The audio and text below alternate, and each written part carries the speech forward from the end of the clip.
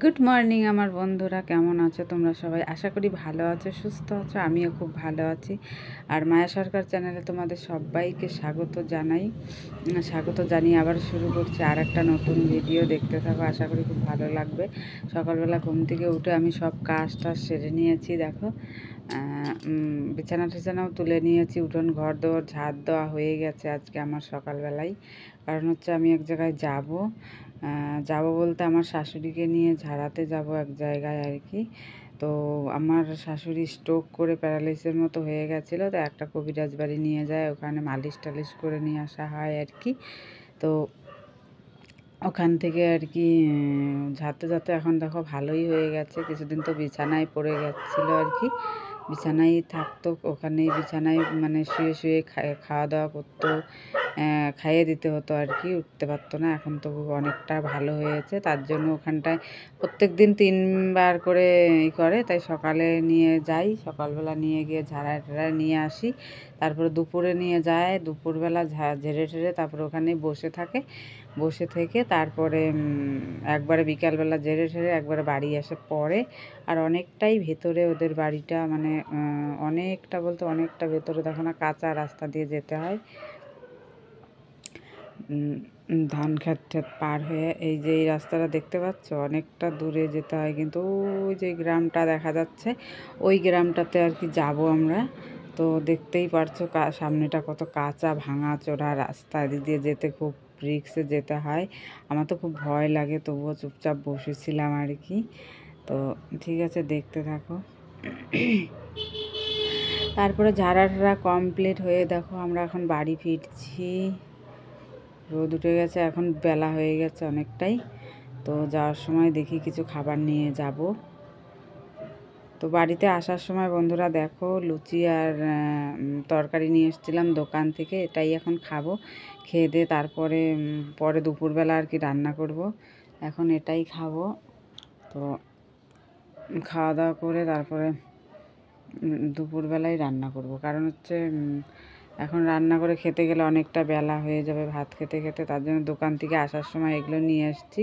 ওই দোকানের এই লুচি আর এই তরকারিটা খুব টেস্টি হয়, আমার তো খুব ভালো লাগে, তাই মাঝে মাঝে আমি খাই এনে ওই দোকান থেকে।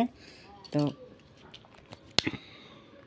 দেখো তাল নিয়ে এসছে আমাদের, তালের বড়া করব আজকে। এই যে দেখো বের করে দেখাচ্ছি, দাঁড়াও। এই যে ছোট তাল, আমরা বাড়িতে 3জন মানুষ, তার জন্য ছোট নিতেই আমাদের হয়ে যায়, ছোট করে। আর চিনি আর তেল, এই যে দেখো।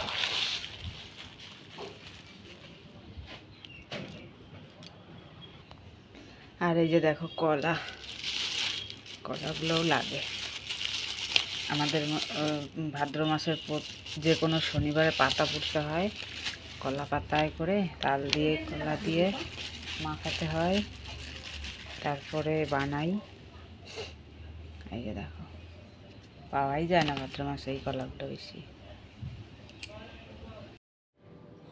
তারপরে দেখো এই যে আমি তাল, সুজি, ময়দা আর একটুখানি চালের গুঁড়ো দিয়ে ভালো করে মাখাচ্ছি। মাখায় একটু শক্ত শক্ত মতো হবে, তারপরে আমি বড়া ভাজবো আর কি। তো এই যে দেখতে থাকো, আস্তে আস্তে আমি এই যে মাখাচ্ছি একা একা একা।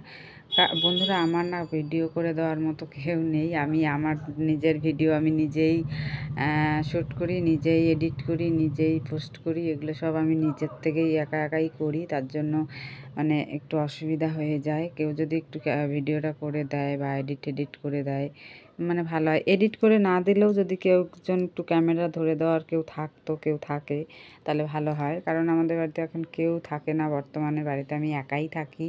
তো কি ভিডিও শ্যুট করব না করব আমি সেরকম মানে হয়ে ওঠে। এই যে দেখো গরম গরম পিঠা রেডি একদম।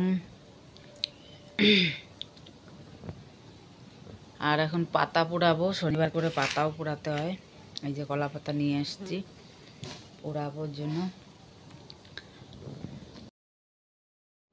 তারপরে দেখো বন্ধুরা, দিদির বাড়ি পূজা ছিল, তারপরে রাত্রিবেলায় গেলাম পূজাতে। তো ওদের বাড়ি একটা ছাগলের বাচ্চা আছে, খুব সুন্দর সাদা। একটা দুঃখের বিষয় আছে আবার, মানে এর আবার মা নেই, মাটা মারা গেছে কয়দিন আগে। তো এ হচ্ছে সবার কাছেই থাকে, মানুষের কাছেই থাকে, ঘরের মধ্যেই বেশিরভাগ থাকে। তো আমি একটু কোলে নিলাম বলে আমার কাছে দেখো না কীরকম করছিল, আর মার কাছে দেখো চুপ করে বসে আছে, কোনো টু শব্দ নেই, আর আমাকে চেনে না জন্য এরকম করছে। মা তো মাঝে মাঝে যায়, মাকে চেনে, তাই এরকম করে না। তো বাড়ি চলে এসেছি বন্ধুরা, দেখতেই পারছো। বাড়ি এসে ড্রেস চেঞ্জ করে নিয়েছি, এখন আমি বসে আছি একটু ফ্যানের তলায়, গাটা ঠান্ডা হওয়ার জন্য। গরমের দিন তো বুঝতেই পারছো। তো আর কি বলবো, তো চলো ভিডিওটা আজ এই পর্যন্তই, দেখা হচ্ছে আবার অন্য কোনো ভিডিওর সাথে। তো ভালো থেকো, সাবধানে থেকো, বাই।